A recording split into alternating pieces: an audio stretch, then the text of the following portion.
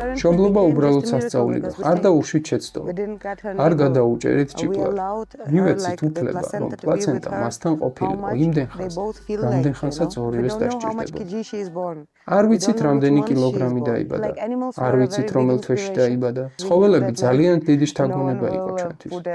იმიტომ რომ ვიცოდით, რომ არავინ წაიყვანს ძაღლს სამშობიაროში. ეს ისე ბუნებრივად ხდება.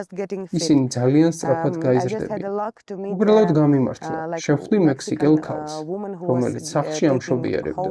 ის უკვე 70 წელზე მეტის იყო.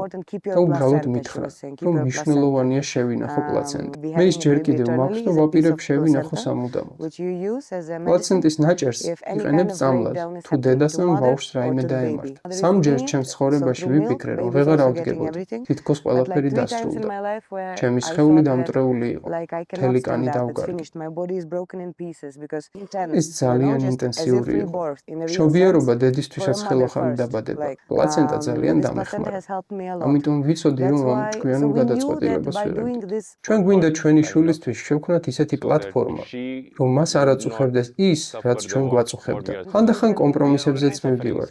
ზოგჯერ გარეთაც ვჭამ. ჯერ მხოლოდ 1%-ია, რასაც ვაკეთებ. 99% თითქოს წინ გველოდები. დიდ კომუნასთან და ცხოველებთან ერთად.